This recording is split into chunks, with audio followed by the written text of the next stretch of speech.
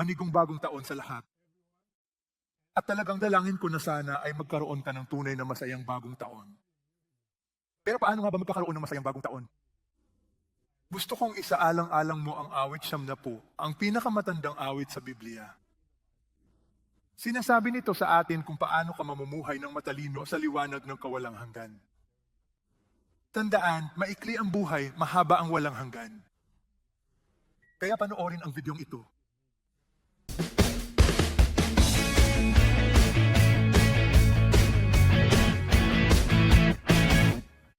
Mag-aral, umalis sa bansang ito, yumaman, magka-girlfriend, at sa huli, magiging masaya rin ako.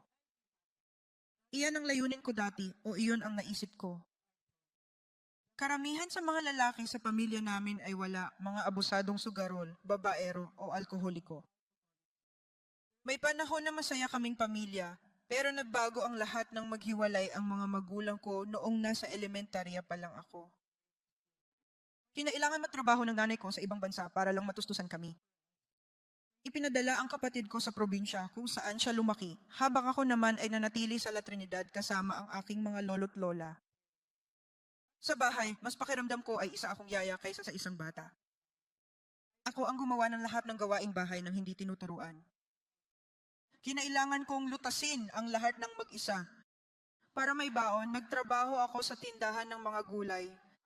Pagtimbang at pagdadala ng mga plastik na supot ng repolyo at patatas, deno hanggang 25 kilo bawat pagkakataon. Para makatipid, madalas akong naglalakad pa uwi para lang matapos ang susunod na araw. May mga pagkakataon na gusto ko nang mag-impake ng mga gamit ko at tumakbo palayo, pero hindi ko alam kung saan pupunta. Unti-unti yung hinanakit, selos at kawalan ay nagsimulang tumigas sa aking puso. Sa murang edad, nagsimula akong makaranas ng atraksyon ng hindi maintindihan kung bakit. Pagsapit ng ika-X na baitang, pumasok ako sa aking unang relasyon sa parehong kasarian at nagpatuloy ito hanggang kolehiyo. Lumipat ako ng relasyon at ipinagmalaki ang pagiging isang chick boy. Sa panlabas, mukha akong matagumpay, mahusay sa paaralan, sumasali sa mga organisasyon at palakasan at nagtapos ng may Latin honor. Pero sa loob-loob ko, pakiramdam ko ay may matinding kawalan. Magulo ang bahay, at ang napakabilis na paglaki ay nag-iwan sa akin ng paghahangad sa isang bagay na hindi ko mapangalanan. Noong 2018, gumuho ang lahat, natapos na ang matagal ko ng relasyon. Nagsara ang cafe kung saan ako nagtatrabaho, at ang tiyahin ko, na kasama ko sa paglaki, ay namatay sa isang aksidente sa sasakyan. Tumanggi akong magdalamhati. Sa pag-aakalan ko ng kailangan kong maging matatag. Sa halip, ang sakit ay napalitan ng aking nararamdaman. Sumunod ang labis na pag-inom, kalungkutan, mga pag-atake ng sindak, bangungot at pagkapagod. Noong 2020, ang aking kapatid na nawalay sa akin ay naghihingalo dahil sa cancer. Nang sa wakas ay binisita ko siya, humingi siya ng tawad. Pagkatapos ay namatay siya kinabukasan. Durog at desperado, hinanap ko ang kapayapaan kahit saan. Hanggang isang gabi, nag-iisa at nasa bingit ng pagpapakamatay, gumapang ako palabas kay Jesus upang iligtas ako. At bigyan mo ako ng kapayapaang inaasam ng aking kaluluwa. Nakatulog ako, umiiyak. Pagkagising ko, bigla akong nakaramdam ng kakaibang gana na buksan ang TV. Napadpad ako sa CCF. Habang patuloy akong nanonood, sunod-sunod na sermon ang direktang nagpapahayag sa aking sakit. Kalaunan, sinunod ko ang prompt na maghanap ng D-group at nagmensahe sa CCF La Trinidad. Sumali ako sa isang online D-group pagkatapos ay nagsimba. Isang linggo habang nasa live stream na altar call si Pastor Peter, isinuko ko ang aking buhay kay Hesukristo. Noong Abril 2022, dumalo ako sa True Life Retreat. Sa wakas ay nagkaroon na ng katuturan ang lahat. Pinagaling ng Diyos ang aking mga trauma at tinulungan akong patawarin ang aking ama sa lupa. Ako ay bininyagan sa publiko upang ipahayag na si Hesukristo ang aking Panginoon. Mula noon itinakwil ko na ang aking pagkalulong sa alak, kapaitan at ang dati kong pamumuhay. Habang lumalaki ako sa sibahan at sa D-group, sinimulan kong imbitahan ang aking mga kapatid at mga pinsan Yung sa mabiyaya ng Diyos, ang ilan sa kanila ay nasa mga D group na ngayon at naglilingkod sa ministeryo. Natapos ko rin ang GLC Level 1 kung saan nahasa ako para manalangin, magmalasakit at magbahagi at hinamon akong pamunuan ang 1D group. Ngayon, naglilingkod ako sa Welcome Ministry, namumuno sa isang D group ng mga kababaihan sa high school at kolehiyo. At ginagamit ko rin ang aming cafe bilang plataforma upang ibahagi ang ebanghelyo. Patuloy pa rin pa ang aking pag-unlad at gayon din ang aking pamilya. Ngunit simula nang piliin kong sumunod kay Jesus, gumaan ang aking mga pasanin at naging mas malinaw ang buhay. Ako si Claire Delen, Asisolino, na dating naghahangad ng kasiyahan upang punan ang isang sugatang puso, ngayon ay iniligtas ng biyaya. Isang anak na babaeng Diyos at isang lingkod ng Panginoon. Sa Diyos ang lahat ng karangalan at kaluwalhatian. Purihin ang Diyos. Purihin ang Diyos. Maligayang bagong taon po sa inyong lahat. Kumaway tayo sa mga nanonood sa atin sa YouTube, no, sa TV, sa buong mundo. Lahat ay nagsasabi, maligayang bagong taon, mapalad. Ngayon, may itatanong ako sa iyo. Kapag sinabi mong manigong bagong taon, ano ang pumapasok sa isip mo?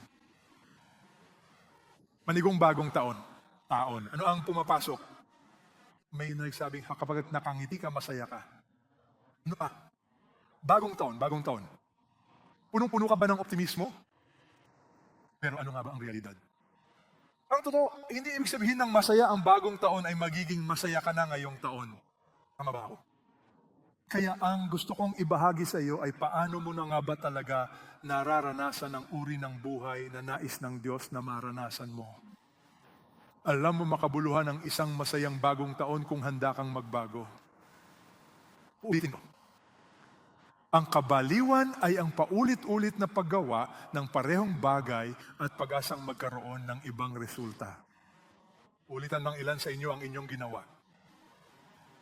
Kaibigan ko, hindi ka magbabago. Yung pagbabago ng kalendaryo ay hindi nangangahulugang isang pagbabago ng iyong puso. Kaya, ano ang matututunan mo? Gusto kong magtinginan tayo. Sa awit 90. Ang awit 90 ang pinakamatandang awit sa buong Biblia. Ito ay isinulat ni Moises. Ito ay isinulat mula sa pusong may matalik na kaugnayan sa Diyos. Tandaan, si Moises ay lumakad kasama ng Panginoon sa loob ng maraming taon. Namatay siya sa edad na 120. Kaya sa pagtatapos ng kanyang buhay, maraming scholar ang naniniwala na siya ang sumulat ng awit na ito. Kaya ano ang paksa natin ngayon? Ang ating paksa na ngayon ay batay sa awit 90. Samang magbasa ang lahat, mamuhay ng matalino sa liwanag ng kawalang hanggan. Paano ka mamumuhay ng matalino? Bueno, ibabahagi ko sa inyo ang awit 90. At sa susunod na linggo, magsisimula rin tayo ng isang bagong serye tungkol sa matalinong pamumuhay. Paano mo isinasabuhay ang iyong pananampalataya? Sa susunod na linggo na yan. Pero ngayong linggo, tututukan natin ng isa. Kabanata ng awit 92, nahahati sa bahagi. Numero 1. Alam kung sino ang Diyos. Awit 92, talata 1 at 2. Sunod, alamin natin kung sino tayo, versikulo 3 hanggang 11. At tapang huli manalangin para sa biyaya ng Diyos. Ngayon, tutulungan kitang matandaan ang balangkas ng aklat na ito habang buhay. Handa ka ba? Sige. Mag-practice tayo ha, tumayo ka. Tumayo ka. Ano ang punto numero 1? Kilalanin kung sino ang Diyos. Kaya tularan mo ako, ituro pataas, kilalanin kung sino ang Diyos. Mas mataas. Kung hindi mo itataas ang kamay mo, tatawagin kita. Sige. Kilalanin kung sino ang Diyos. Sabihin mo yan kasama ko. Kilalanin kung sino ang Diyos upang mamuhay ng may karunungan. Sunod, alamin natin kung sino tayo. Alamin kung sino tayo. Kung kilala mo kung sino ang Diyos, alam mo kung sino tayo, ano ang gagawin mo? Magdasal ka. Isa pang beses, alamin. Kung sino ang Diyos, alamin kung sino tayo ay, at pagkatapos ano ang gagawin mo? Magdasal ka. Naunawaan mo na ba ang mensahe ngayon? Sige, pwede ka nang umuwi. Salamat, umupo ka. Sige, simulan na natin. Kilalanin kung sino ang Diyos. Bakit mahalaga iyon? Bueno, gaya ng sinabi ng isang tao, ang pinakamalaking kahinaan ng kontemporaryong simbahan o kontemporaryong Kristiyano ay ang pagkakaroon nito ng hindi sapat na pananaw sa Diyos. Marami sa atin ang may alam tungkol sa Diyos, ngunit hindi ito tumpak. Masyadong maliit ang Diyos mo. Kapag may problema ka, nag-aalala ka dahil hindi mo alam ang kakayahan ng Diyos, hindi mo alam ang kabutihan ng Diyos. Hindi mo alam ang karunungan ng Diyos. Kaya hindi ka makakatugon ng maayos kung kilala mo ang Diyos. Ay pundasyonal. Sa katunayan, gusto ko ang sinabi ni Tozer. Lahat, imposibleng mapanatili ang ating moralidad, mga kasanayang tunog. Sa madaling salita, kung wala kang wastong pananaw sa Diyos, hindi magiging maayos ang iyong moral na buhay. Dahil mali ang pananaw mo kung sino ang Diyos. Bagamat ang ating ideya tungkol sa Diyos ay mali o hindi sapat. Kaya tingnan natin ang awit na 90 talata 1 at 2. Ano ba ang matututuan natin mula sa awit na ito? Una, may matututunan ka tungkol sa Diyos. Panginoon, ikaw ang aming naging tahanang dako sa lahat ng salinlahi. Ay ang unang bagay na gusto kong malaman mo. Ang Diyos ang ating tahanan. Nung isinulat ito ni Moises, tandaan siya ay naglalakbay. Gumagala siya. Isa siyang peregrino na patungo sa lupang pangako. Hindi siya nakarating sa lupang pangako. Ngunit tapat niyang masasabi, Panginoon, ikaw ang aming naging tahanang dako, ikaw ang aming tahanan. Ngayon, ang isang tahanan, isang tirahan, ay nagsasalita tungkol sa ano? Iisipin ang iyong tahanan, tupalagay na mayroon kang isang normal na tahanan. Kapag naisip ko ang bahay, naisip ko ang pahinga. Iniisip ko ang ginawa. Inisip ko ang seguridad. Hindi ko alam ang kalagayan mo ngayon. Ang ilan sa inyo ay hindi mapakali. Gumagala ka. Wala kang kapayapaan. Sinasabi sa iyo ng Diyos, siya ang ating kanlungan. Siya ang ating tahanan. Susunod, pansinin, hindi lamang siya ang ating kanlungan, siya rin ang ating manlilikha. Bago pa man isilang ang mga bundok o bago mo pa man isinilang ang lupa at ang sanlibutan, kita mo ang Diyos ay makapangyarihan sa lahat. Siya ang lumikha sa iyo. Siya ang lumikha ng mundo. Pansinin ang metapora mga bundok. Sa lumang tipan, nung sinaunang panahon, ano ang tinutukoy ng mga bundok? Katatagan. Noon pa man ay naroon na ito. Mga bundok. And sinabi ng Diyos, ikaw ang lumikha ng lupa, ikaw ang lumikha ng sanlibutan. At pagkatapos ay nagpatuloy siya kahit na mula sa binabasa ng lahat, maging mula sa walang hanggan hanggang sa walang hanggan, ikaw ay Diyos. Ngayon, may tuan mo ang isa sa mga pinakakahangahangang pahayag sa Biblia, mula sa walang hanggan hanggang sa walang hanggan. Ano ang sinasabi sa atin ng Biblia? Ang Diyos ay walang hanggan. Walang gumawa sa Kanya. Sa katunayan, sinasabi ng Biblia, noong pasimula, nilikha ng Diyos ang langit at ang lupa. Ano ang mga implikasyon ng pagiging walang hanggan ng Diyos? Wala kang konsepto. Ang dahilan kung bakit wala kang konsepto ng kawalang hanggan ay dahil ikaw at ako ay may simula. Noong unang panahon, tayo ay isinilang. Hindi natin alam kung ano ang ibig sabihin ng maging walang hanggan. At balang araw, mamamatay tayo. Gayunpaman, binigyan ka ng Diyos ng puso. Na sinasabi ng Biblia na inilagay ng Diyos ang kawalang hanggan sa ating puso. Walang kawalang hanggan sa puso ng mga hayop. Tanging ang mga tao lamang ang may ganitong pananabik para sa kawalang hanggan. Kaya nga ayaw nating mamatay. Palagi nating iniisip ang kawalang hanggan. Dahil inilagay ng Diyos ang kawalang hanggan sa iyong puso. Pero hindi mo alam kung tungkol saan ang lahat ng ito. Nasa iyo lang ang pananabik na yan. Ano ang ibig sabihin nito? Ang pinakamagandang halimbawa na naiisip ko ay ang pagkakaiba ng panunood ng parada.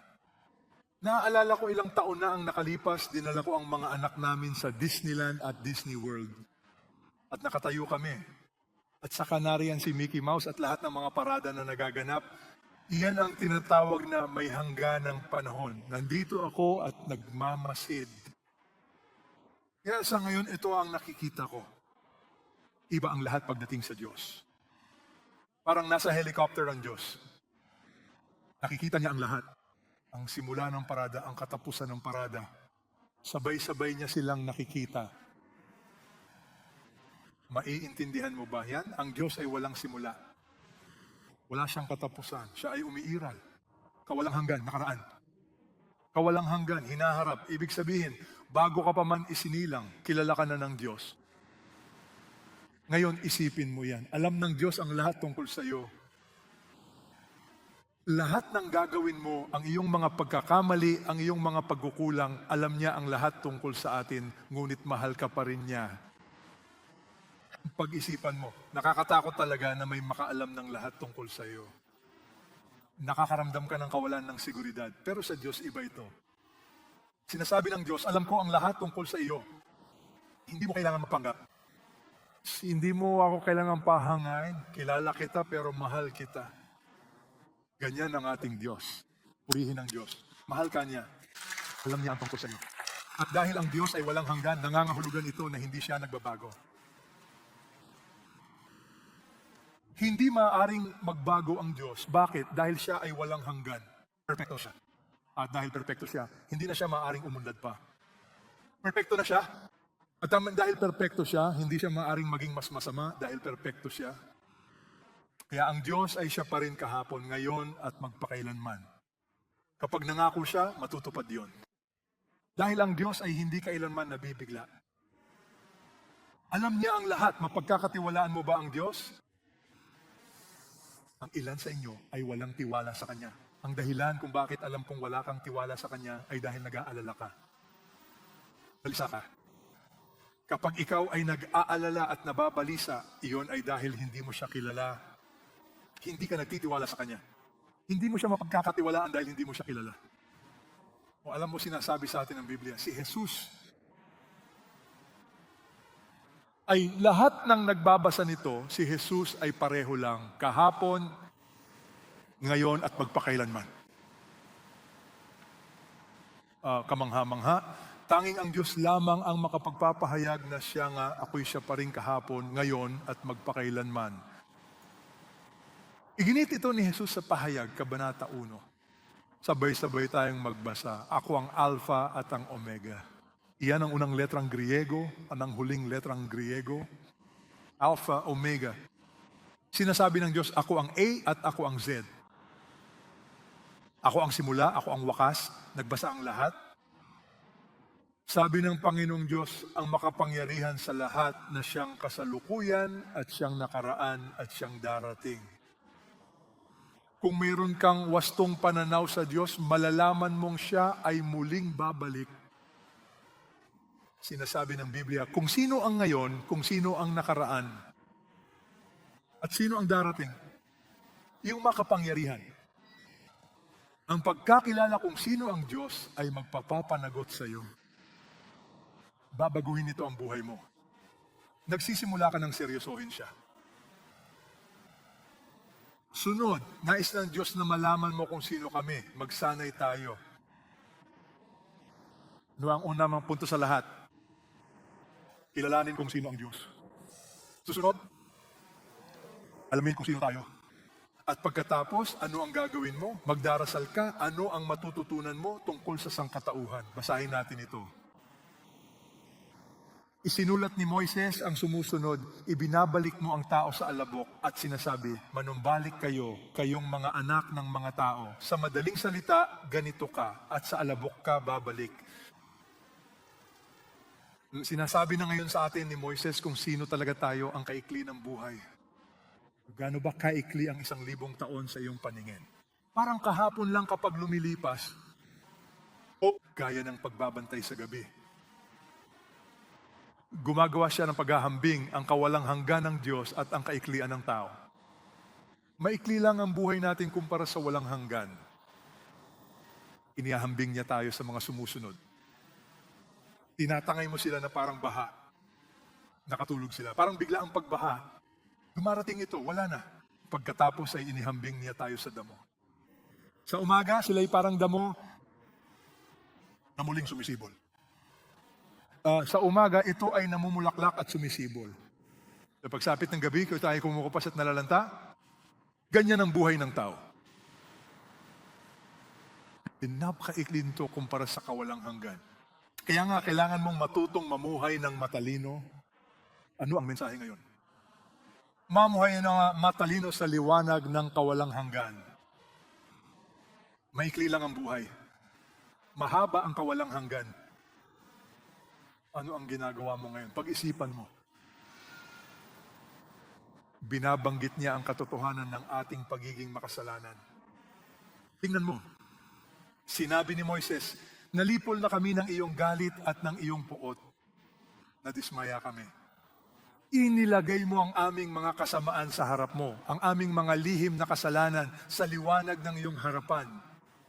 Nagsasalita siya tungkol sa mga lihim na kasalanan. Kita mo ang Diyos, ang walang hanggang Diyos, ay nakikita ang lahat. At tayo, kailangan mong mapagtanto na tayo ay mga makasalanan. Ayaw aminin ng mga tao na sila ay makasalanan. Gusto mong baguhin ang sa iyo, gusto mo itong tawagin sa ibang pangalan. Mga kahinaan, mga pagkabigo. Pero ayaw nating tawaging kasalanan, kasalanan. Ang katotohanan, ang problema natin ay tayo ay makasalanan. Tayo ay mga makasalanan. Sumasalungat tayo sa kalooban ng Diyos. At dahil diyan ang Diyos, puot, ang galit ng Diyos ay nararanasan. Kailangan mong maunawaan na ang puot ng Diyos ay hindi basta-basta. Ang galit na ng Diyos ay hindi padalos-dalos. Ang puot at galit ng Diyos ay bunga ng kanyang kabanalan. Ang isang banal na Diyos, isang matuwid na Diyos ay kailangang humarap sa kasalanan.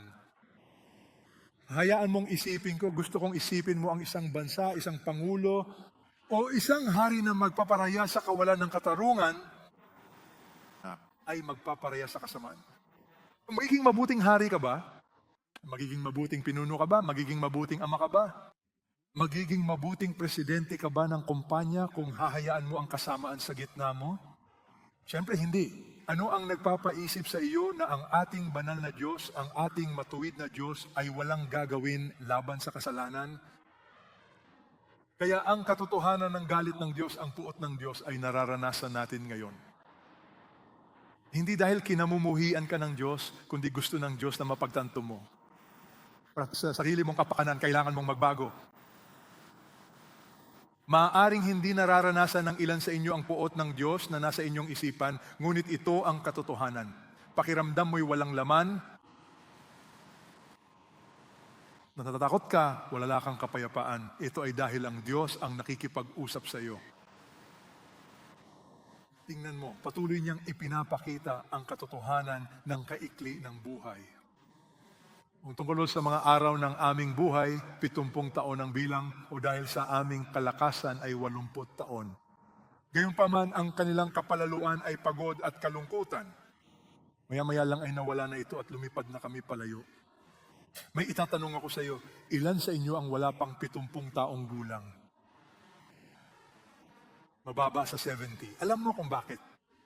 Hindi ko sinabing lahat kayong nasa edad 70 at 80 pataas, itaas ang kamay.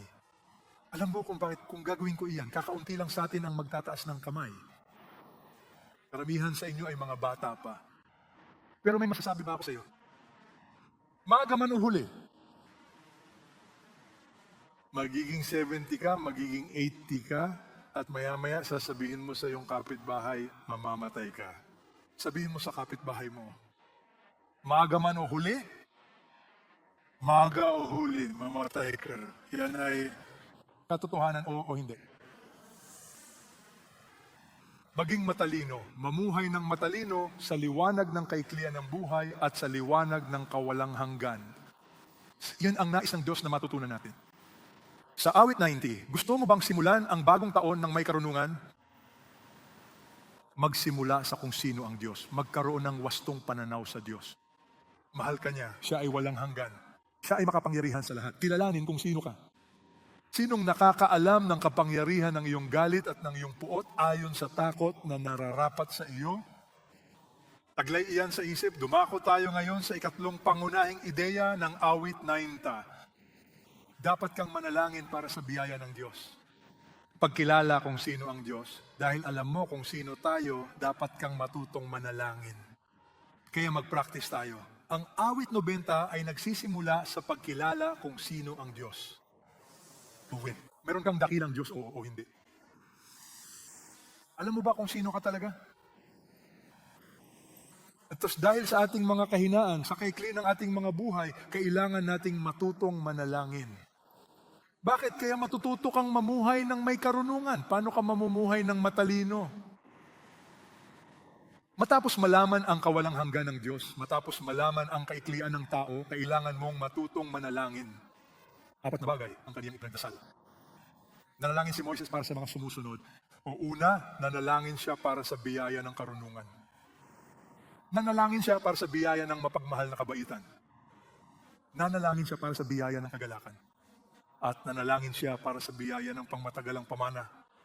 Gusto kong matuto kang manalangin.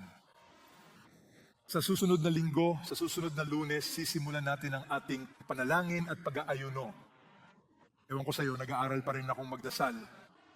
Kita mo, ang buhay panalangin mo ay parang termometro. Ang paraan ng iyong pananalangin ay nagpapakita sa akin kung gaano kalalim ang iyong espiritualidad. Ang iyong buhay panalangin ay patunay ng iyong matalik na kaugnayan sa Diyos. Kung mahina ang iyong buhay panalangin, ibig sabihin ay hindi mahigpit ang iyong relasyon sa Diyos. Kung mahal mo ang Diyos, nagtitiwala ka sa Kanya, ang iyong buhay panalangin ay magpapakita ng iyong tunay na pagmamahal. Ang iyong espiritualidad.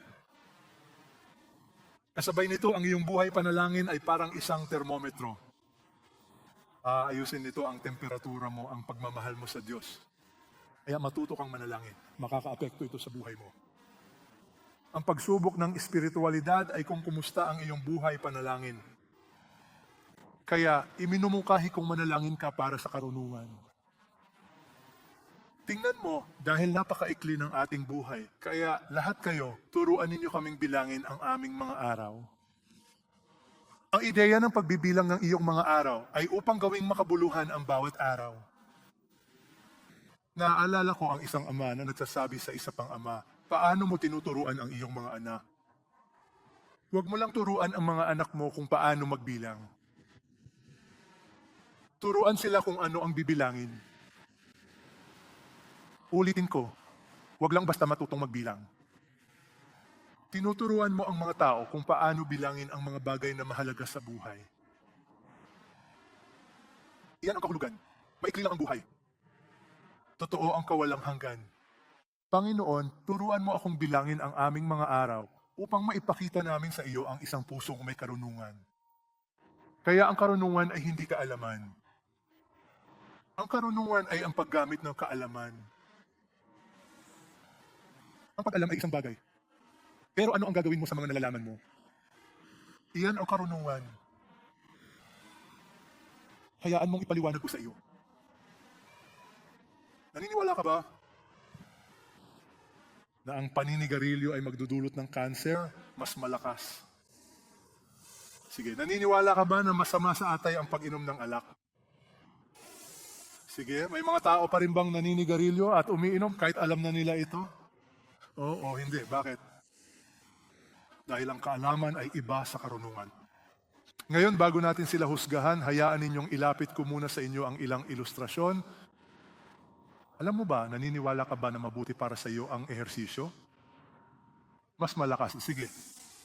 Naniniwala ka ba na dapat kang kumain ng masustansyang pagkain? Oo. Naniniwala ka ba na masama ang asukal para sa iyo? Teka, umiinom ka ba ng soft drinks? Kumakain ka pa ba? French fries? Hindi. Huwag mo akong sagutin ngayon. Ang tanong ko lang sa iyo, matalino ka ba o hindi? Ang isang matalinong tao ay hihingi ng karunungan sa Diyos at sa Kanya ito ilalapat. Nagbigay si Jesus ng halimbawa ng isang taong napakayaman, ngunit hindi siya matalino.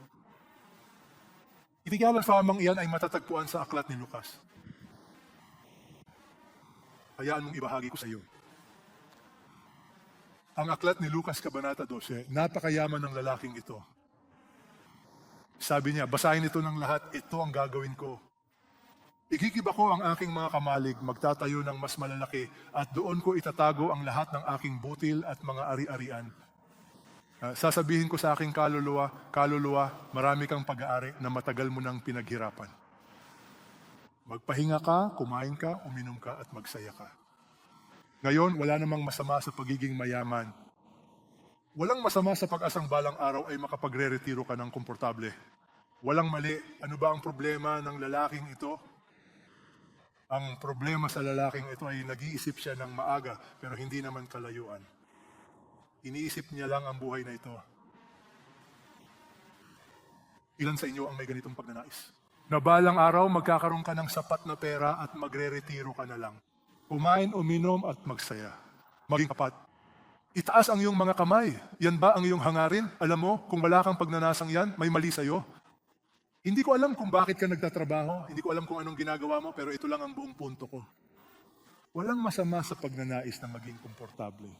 Kaya walang mali, maliban na lang kung may mali. Kung lilimitahan mo ang iyong layunin sa buhay sa ano lamang. Pansinin, ang kaniyang layunin sa buhay ay magpahinga ka, kumain ka, uminom ka, at magsaya ka. Alam mo kung ano ang problema? Basahin ang susunod na talata. Sinabi ng Diyos sa kanya, lahat ay magbasa. Tanga ka. Alam mo, tinawag siyang hangal ng Diyos. Sa gagawing ito mismo, ang iyong kaluluwa ay kukunin sa iyo. At ngayon, sino ang magmamay-ari ng iyong inihanda? Mga kaibigan, alam ng isang matalinong tao na ang buhay sa mundo, kung gaano katagal ka mabubuhay, ay iisang tao lamang ang nagtatakda. Kapag tapos na ang oras mo, wala akong pakialam kung gaano karaming pera ang meron ka. Kapag tapos na ang oras mo, mag-ulat ka sa Kanya. Kaya ang tanong, ano bang problema ng lalaking ito? Akala niya marami pa siyang taon para mabuhay. Unang pagkamali. Pangalawa, naghanda lamang siya para sa buhay na ito. Pansinin ang sinabi ng Diyos. And gayon dit pangutaong napweto ng kayamanan para sa kanyang sarili at hindi mayaman sa Diyos. Kita mo, ang Diyos ay hindi laban sa kayamanan. Ngunit nas ng Diyos na magkaroon ka ng tunay na kayamanan. Nais ng Diyos na magkaroon ka ng tunay na kayamanan. Lahat ng bagay sa buhay na ito ay panandalian lamang. Kung ilalaan mo ang buong buhay mo, ang buong pagsisikap mo, ang buong lakas mo sa mga bagay na panandalian, nang hindi iniisip ang walang hanggan, sinasabi ng Diyos, ikaw ay isang hangal. Kaya depende yan sa teolohiya mo. Kung hindi ka naniniwala na meron tayong kaluluwa, kung hindi ka naniniwala na ang Diyos ay totoo, kung gayon kaibigan, gawin mo ang anumang gusto mong gawin. Kumain, uminom, magsaya. Gayunpaman, kung sisimulan mo sa kung sino ang Diyos, ang ating manlilikha, walang hanggan. Isang tamang pananaw sa Diyos at tamang pananaw sa iyong sarili. Mayroon tayong kaluluwa at ang ating kaluluwa ay walang hanggan. Kung gayon, kailangan mong manalangin na bigyan ka ng Diyos ng karunungan. Kaya paano ka magkakaroon ng karunungan? Basahin natin. Kaya nga, mag-ingat kayo kung paano kayo lumalakad. Hindi gaya ng mga mangmang, kundi gaya ng mga marurunong. Nais ng Diyos na maging matalino ka. Sinusulit ang iyong oras. Alam mo naman, hindi mag-aaksaya ng oras ang isang matalinong tao. Sinusulit mo ang oras mo sa mundo. Paano mo nagagawa iyon? Huwag kang magpakatanga. Unawain kung ano ang kalooban ng Panginoon. Kung ikaw ay matalino, susundin mo ang kalooban ng Diyos para sa iyong buhay. Ngayon, ang ilan sa atin ay walang ideya kung ano ang kalooban ng Diyos para sa iyong buhay. Ang tanga mo. Kung ang ilan sa inyo rito ngayon, wala na kayong pakialam na malaman ang kalooban ng Diyos para sa inyong buhay. Hindi mo man lang tinatanong ang sarili mo, Panginoon, ano ang kalooban mo para sa buhay ko? Bakit mo ako nilikha? Ano ang layunin ko sa buhay? Hindi ka man lang nag-abalang alamin. Naawa ako sa iyo. Nakikipagsapalaran ka, namumuhay na parang walang Diyos. Kung naniniwala kang may Diyos, kailangan mong maging consistent. Kailangan mong maging matalino. Unawain kung ano ang kalooban ng Panginoon. Ilang linggo na ang nakalipas, nakilala ko ang isang CCFR. Kinausap niya ako. Isa siyang kontratista. Sabi niya, Pastor, hindi ko alam kung natatandaan mo pa. Ilang taon na ang nakalilipas, pagkatapos kong lumapit kay Jesus, hinatulan ako ng Panginoon. Sabi ko, anong ibig mong sabihin? Kontraktor ang lalaking ito. Dati, lubos niyang naunawaan ang katiwalian at korupsyon dahil inalok siya ng halos 1 bilyong pisong proyekto. At natanggap niya ito ng may pag-unawa na dapat siyang magbigay ng 30%. Kikita pa rin siya ng pera dahil napakasama ng kalokohan. Tumanggi siya. Hinatulan ng Diyos ang kaniyang puso. Hindi siya makatulog ng gabing yon. Kaya kinabukasan, nakipagkita siya sa opisyal ng gobyerno. Sinabi niya sa opisyal ng gobyerno, Ginoo, isusuko ko na ang kontrata. Pasensya na. Nabigla sila, tinawagan siya ng isang politiko ng linggong iyon. Sabi ng isang politiko, Brad, napansin kong may ginawa ka. Isinuko mo na ang kontrata. Sabi niya, Ginoo, sana'y maintindihan ninyo. Ayoko na nito. Sabi ng lalaki, dati rin akong katulad mo. Naniniwala ako sa kabutihan. Naniniwala ako sa karangalan. Sa katunayan, gusto ko talagang maging pastor. Pagkatapos ay naging isang politiko siya. Tapos sabi niya, natangay daw ako, kinain ako ng sistema. At ilang linggo na ang nakalipas, sinabi sa akin ng kaibigan ko, alam mo ba kung ano ang nangyari sa lalaking ito? Siya ay iniimbestigahan ngayon. Bilyon-bilyong ari-arian niya ang naka-freeze lahat.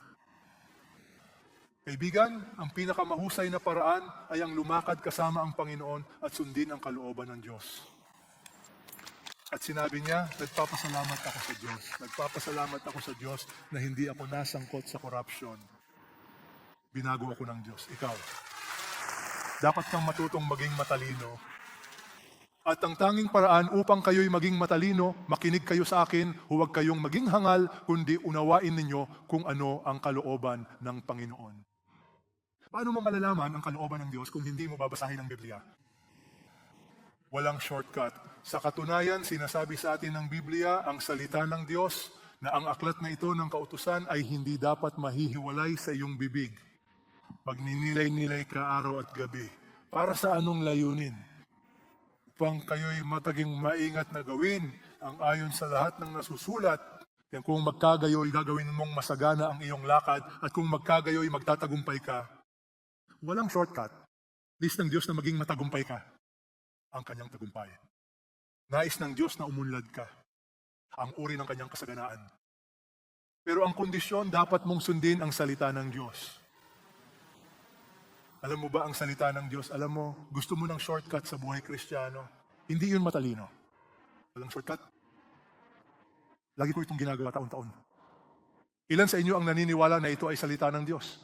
Ang Biblia ay salita ng Diyos. Ilan sa inyo ang naniniwala? Itaas ang iyong kamay. Sige, ilan sa inyo ang nakabasa na ng buong Biblia? Itaas ang iyong kamay. Anong nangyari?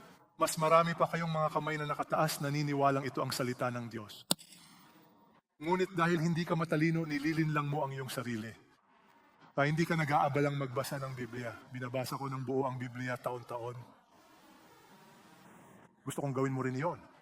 Tandaan mo, may pangako ako sa iyo. Kung ikaw ay isang bagong Kristiyano, ikaw ay bago ngayon. At tanggapin mo ang hamong ito, tawagan mo ang opisina ko o sabihin mo sa assistant natin dito, sige, at bibigyan kita ng regalo. Kung ikaw ay isang bagong Kristiyano, ikaw ay bago at nangangako kang babasahin ang buong Biblia sa pagtatapos ng taong ito mula ngayon hanggang sa taong ito.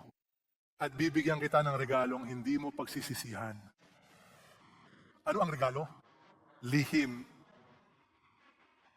Kaya kung gusto mong tanggapin ang hamon, subukan mong makipagkita sa akin, ha? O kaya subukan makipagkita sa aming mga tauhan, mag-enroll ka. And matpos ang tong ito is makikita mo na ako. Peter, nabasa ko na ang buong Biblia. Mabuti, regalo ko sa iyo. Sistema ng karangalan. Pag nagsisinungaling ka sa akin, boom, tatamaan ka ng kidlat. Pero magtitiwala ako sa iyo, ha? Kaya mga binibini at Ginoo, iyan ang kailangan ninyong matutunan upang manalangin para sa karunungan. Bilang dalawa, dapat mong ipagdasal ang mga mapagmahal. Kabaitan ng Diyos.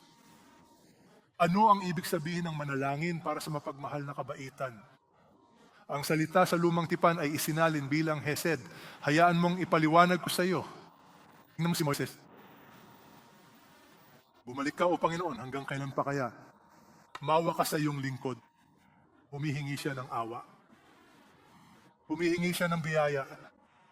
Panginoon, halika, bumalik ka. O lahat, basahin ninyo ito.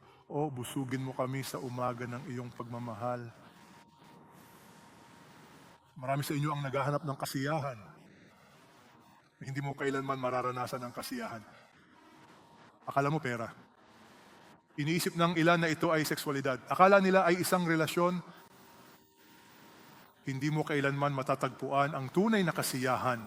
Ang tunay na kasiyahan ay tanging sa pamamagitan ng mapagmahal na kabaitan ng Diyos lamang magmumula. Ano ito ang mapagmahal na kabaitan? Ang salitang loving kindness ay kombinasyon ng dalawang salitang Ingles. Ang loving at kindness. Pero mas malalim ang kahulugan. Ang salitang Hebreo para diyan ay Hesed. Mario mo itong baybayin bilang CHA o HE, Hesed. Ang Hesed ay kombinasyon ng mga sumusunod na salita. So, ay isang tipan ng pag-ibig na ipinangako ng Diyos. Awa ito.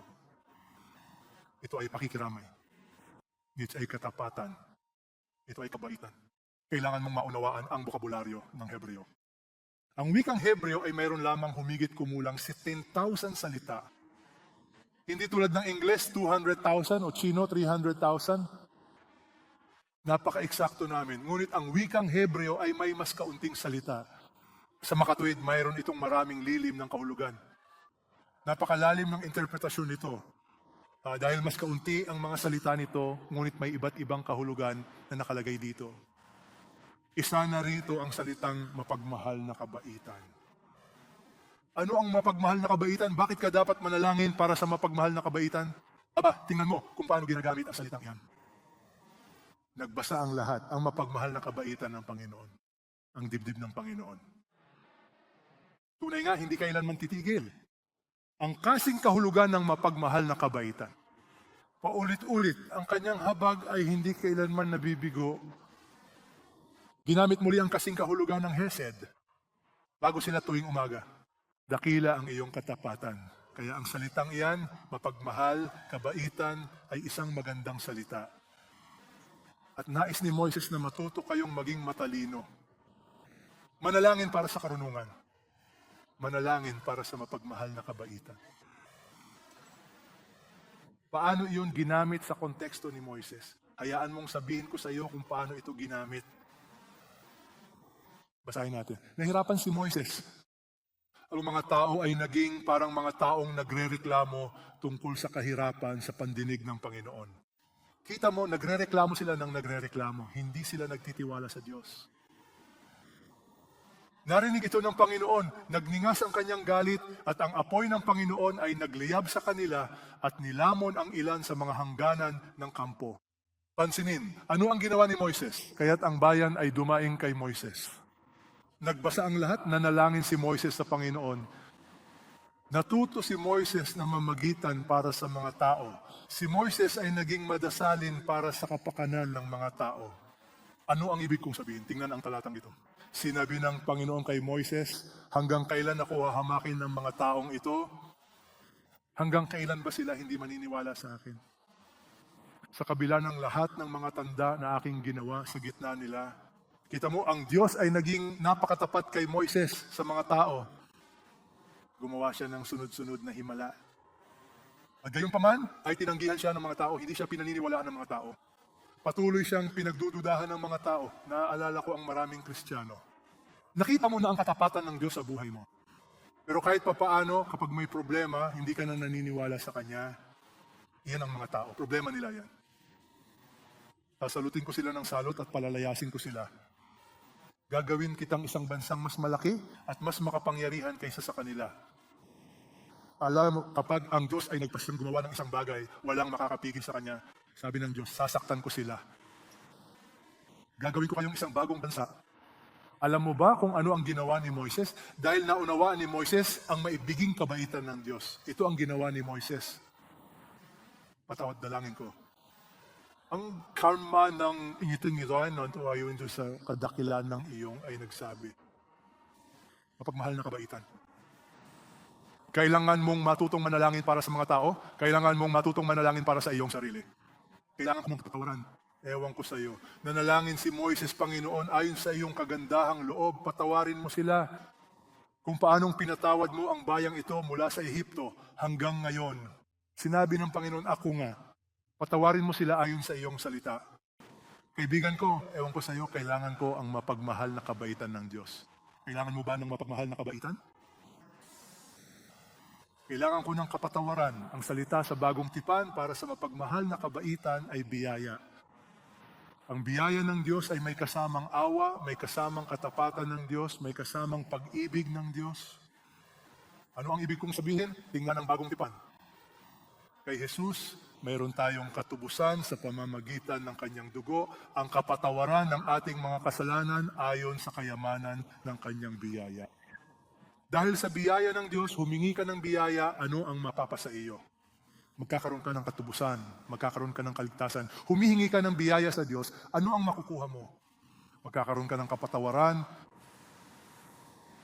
Ewan ko sa iyo, kailangan ko ang biyaya ng Diyos. Alam kong ako'y isang makasalanan.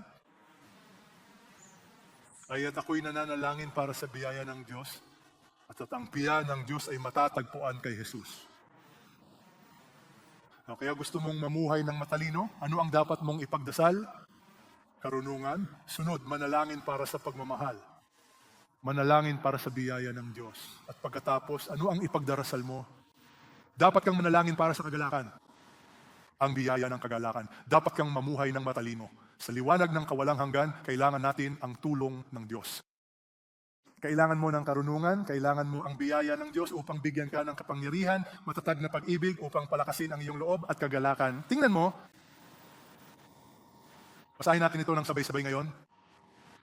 Busugin mo kami sa umaga ng iyong kagandahang loob upang kami ay umawit sa kagalakan at magsaya sa lahat ng aming mga araw.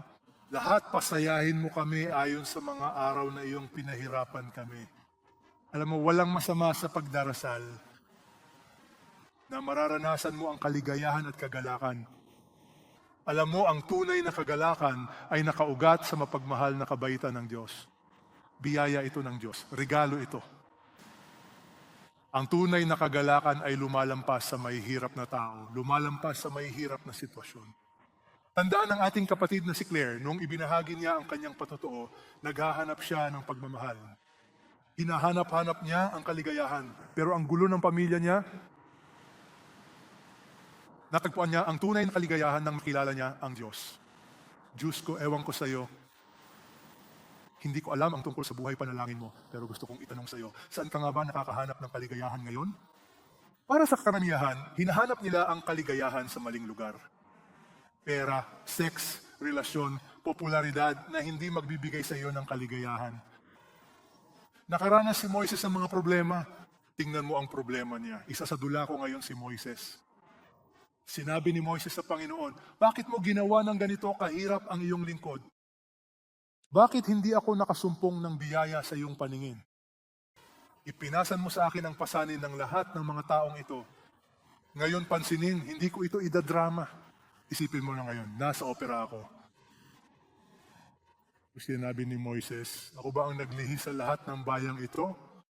Ako ba ang nanganak sa kanila para sabihin mo sa akin, kalungin mo sila sa iyong sinapupunan gaya ng pagkarga ng mga yaya? Isang sanggol na nagpapasuso patungo sa lupang isinumpa mo sa akin, Panginoon. In Tagalog, ako ba nag-imbento nito? Ako ba yon? Hindi ko ito pinlano. Ito ang iyong ideya. Sinusunod kita, pero miserable ako. Alam mo ba ang sinabi ni Moises kung gaano siya kalungkot dahil sa mga tao? Tingnan mo, hindi ko kayang dalhin lahat ng ito ng mag-isa. Ito ay libingan. Nakakapagod para sa akin. Tingnan ang ginawa ni Moises. Kung ganito ang pakikitungo mo sa akin, pakiusap, patayin mo na ako. In Tagalog, patayin mo na ako, pakiusap, palayasin mo ako. Kung ako'y nakasumpong ng biyaya sa iyong paningin at huwag mo akong ipakita ang aking kaawaan. Naiintindihan mo ba? Nakikiramay ka ba kay Moises? Ilan sa inyo ang nakakaramdam ng ganyan ngayon? Huwag mong itaas ang iyong kamay. Pero naramdaman mo na ba yun? Oo o hindi? Ang buhay mo, pakiramdam mo, Panginoon, sapat na, sapat na. Ang ilan sa inyo, kayo ay kasal na, kayo ay pamilyado, at parang gusto na ninyong sumuko. 2 linggo na ang nakalipas. Nabigyan namin ng aking asawa ng payo ang isang binata nang may pahintulot niya. Kinukwento ko sa iyo ang kanyang kwento. Binigyan niya ako ng permiso. Sinubukan niyang magpakamatay. Nakausap ko ang tatay niya. Kinausap ko sila. Ang mapagmahal na kabaitan at biyaya ng Diyos ay ipinagkaloob sa kanya. Nang siya ay sinugod sa ospital, nagawa nila siyang iligtas. Pero hiniwa niya ang pulso niya, kaya siya mamamatay. Pero purihin ng Diyos, binigyan niya ako ng pahintulot na sabihin sa iyo na siya ay buhay ngayon. At gusto niyang ipagpatuloy ang paglilingkod sa Panginoon. Purihin ng Diyos. Ngayon, kaibigan ko, ano ang magpapaisip sa iyo na ang pagpapakamatay ang solusyon? Sinabi niya sa akin na niloko siya. Sa isip niya, patatawarin ako ng Diyos. At kung patatawarin ako ng Diyos, kapag ako'y namatay, makakasama ko si Jesus at magiging masaya ako. Mali? Ang pagpapakamatay ay hindi kailanman kalooban ng Diyos. Hindi kailanman matutuwa ang Diyos kung kikitil ka ng sarili mong buhay, hindi mo pag-aari ang buhay mo. Ang buhay mo ay pag-aari ng Diyos. At kapag oras na para umalis, iuwi ka ng Diyos. Kaya nga hindi pinatay ni Moises ang kanyang sarili. Sabi ni Moises sa Tagalog, ano ito sa Tagalog? Pakiusap, patayin mo ako ngayon din. Kaibigan kong si Moises, kinailangan maranasan ang kagalakan dahil siya ay miserable. At alam mo ba kung saan nanggagaling ang saya? Naunawaan ni Moises, kailangan mo ang Diyos. Sinabi ni Moises, kung hindi ka sasama sa amin, huwag mo kaming aalisin dito. Sinasabi ni Moises sa Diyos, kung hindi ka sasama sa akin, hindi ko kayang hawakan ang mga taong ito. At alam mo kung ano, ito ang matututunan mo. Ayos lang na humingi ng saya. Ibalik mo sa akin ang kagalakan ng iyong pagliligtas. Ang ilan sa inyo ay nawalan na ng gana. Hindi maligtasan. Ang ilan sa inyo ngayon ay hindi na masaya. Noong unang panahon, masaya ka. O ang ilan sa inyo ay hindi pa nakaranas ng kagalakan. Magdasal ka. Magandang panalangin yan. Panginoon, ibalik mo sa akin ang kagalakan ng aking kaligtasan. Hayaan mong sabihin ko sa iyo, ang konteksto ng talatang ito ay noong inamin ni David ang kanyang kasalanan. Hanggat hindi mo tinatanggap at inaamin ang iyong kasalanan, hindi ka kailanman tunay na magiging masaya. At ang ilan sa inyo ay hinayaan ang kasalanan sa inyong mga puso. At hindi ka magiging masaya. Kailangan mong isuko ang iyong kasalanan sa Panginoon. Sa iyong harapan ay ang lubos na kagalakan. Ang pagiging malapit sa Diyos ay nadudulot ng kagalakan. Hindi ko alam kung paano ko ito ipapaliwanag. Yung kaibigan kong nagpakamatay, na nagtangkang magpakamatay, dahil malapit na siya sa Panginoon, masaya siya. Ang presensya ng Diyos ay nagdudulot ng kagalakan. Hindi ko alam kung paano ko ito ipapaliwanag. Kailangan ninyo ng ilan sa inyo na yakapin kayo ng Panginoon. Kailangan mong maging malapit sa Diyos. Kaya gusto kita. Para matutong manalangin, kung gusto mo ng kaligayahan, isuko mo ang lahat sa Diyos. Naglagay ka ng kagalakan sa aking puso, ang buwan ng Espiritu. Kita mo, ang buwan ng Espiritu ay kagalakan. Tandaan ang kasabihang ito, mayroong hugis Diyos na puwang sa puso ng bawat tao na hindi mapupunan ng anumang nilikha. Tanging ang Diyos ang lumikha na ipinakilala sa pamamagitan ni Jesus. Lahat ng tao ay may bakante sa puso. Maaari mong subukang punuin ito ng mga aktibidad. Maaari mong subukang punuin ito ng lahat ng uri ng materialismo, ng lahat ng uri ng relasyon. Magiging walang laman pa rin ito. Tanging si Jesucristo lamang ang makakapuno sa kakulangan ng iyong kaluluwa. At panghuli, dapat kang manalangin para sa pangmatagalang pamana. Nanalangin si Moises para sa pangmatagalang pamana. Ano lang ibig kong sabihin? Alam niyang maikli ang buhay, mahaba ang kawalang hanggan. Ayaw niyang sayangin ang buhay niya. Mahayag nawa ang iyong gawa sa iyong mga lingkod, ang iyong kamahalan sa kanilang mga anak. Iniisip ni Moises ang pamana ng mga anak. Sumaatin nawa ang biyaya ng Panginoon naming Diyos. Panginoon, kailangan ko ang iyong biyaya. Kailangan ko ang pabor mo. Patutuhanan mo para sa amin ang gawa ng aming mga kamay. Patunayan mo ang gawa ng aming mga kamay. Ang salitang kumpirmahin. May ideya ng pagtatatag. Gawin itong permanente.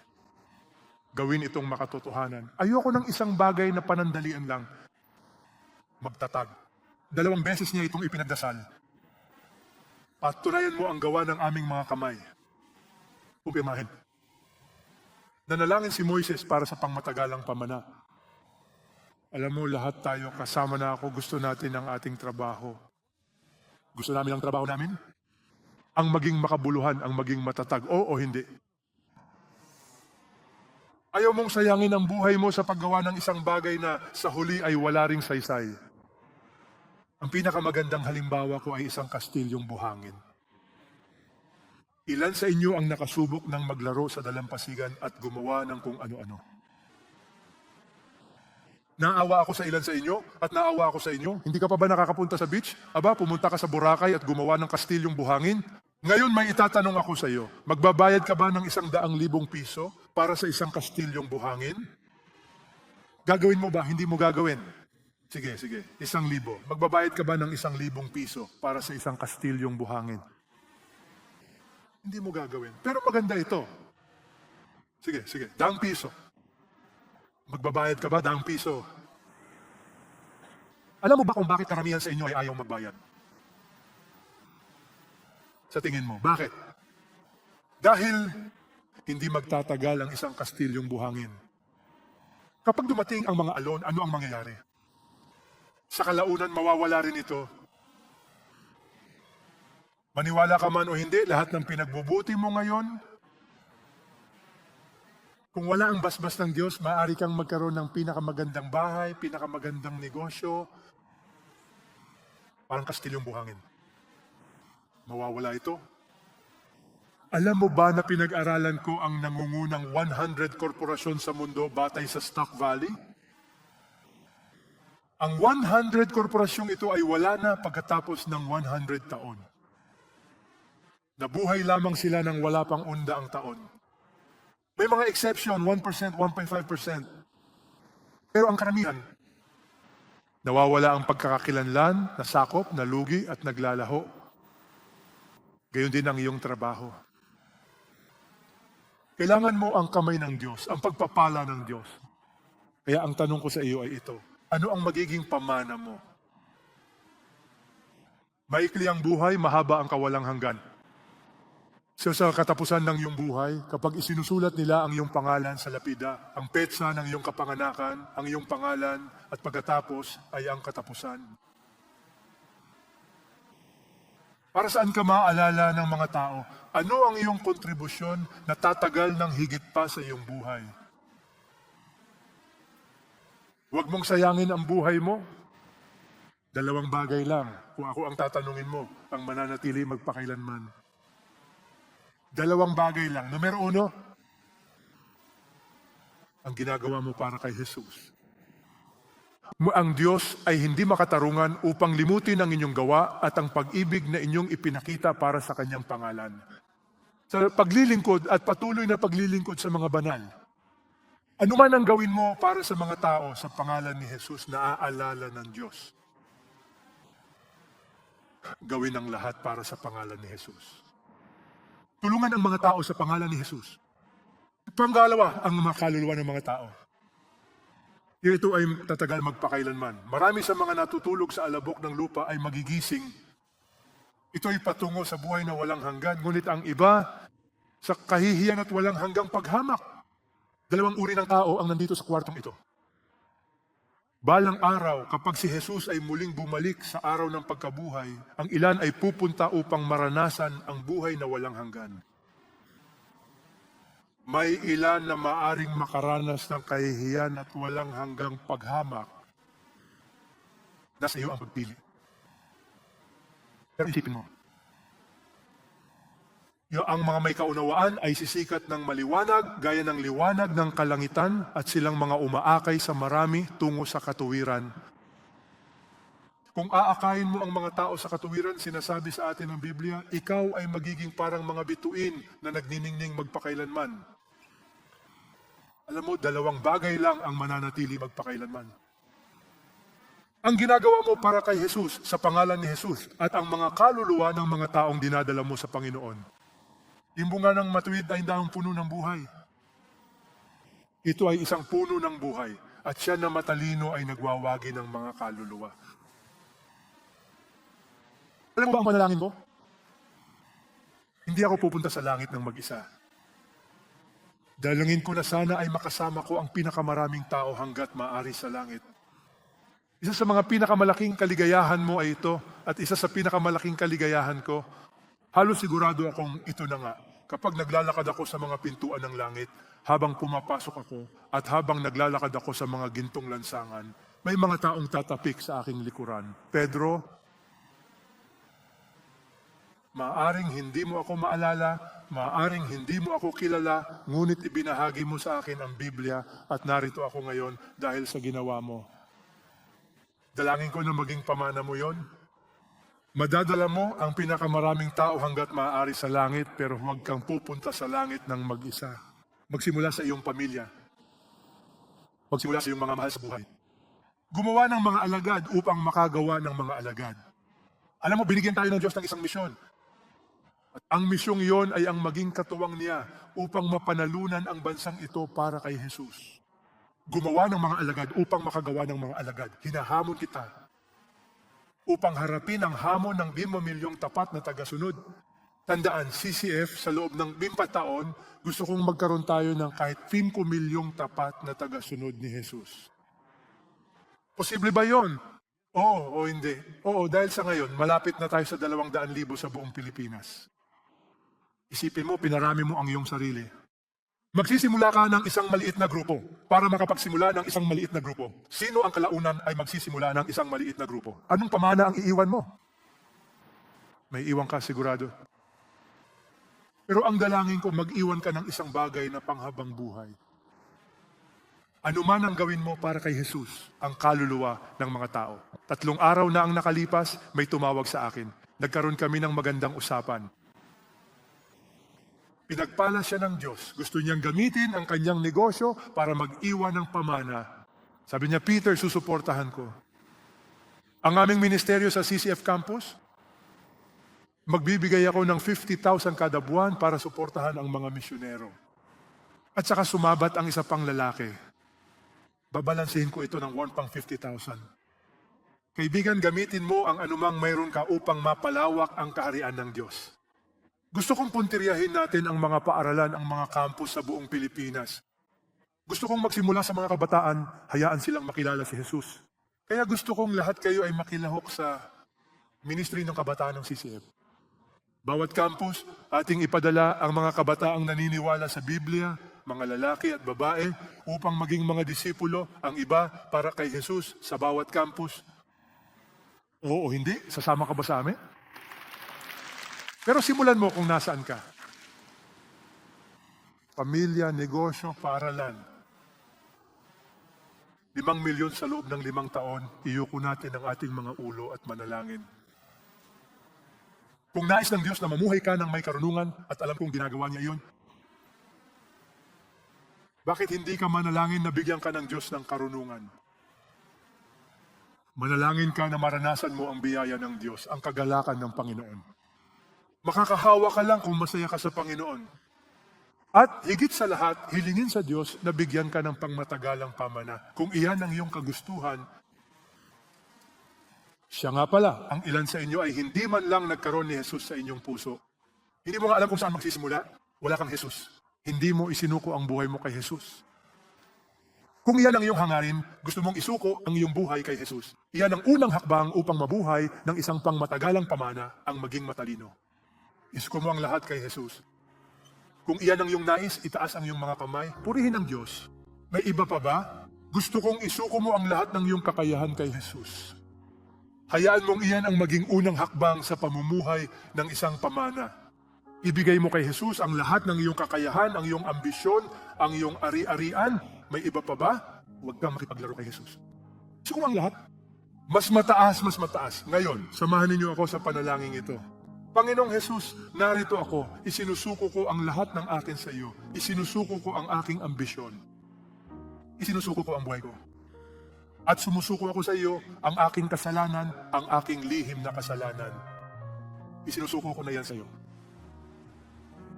Tinatanggap ko ang iyong kapatawaran ng kasalanan. Hinihiling ko sa iyo na maging Panginoon at tagapagligtas ko. Tinatanggap ko ang iyong mapagmahal na kabaitan, ang iyong biyaya. Baguhin mo ang puso ko. Tulungan mo akong mamuhay ng kasiyasya sa iyo.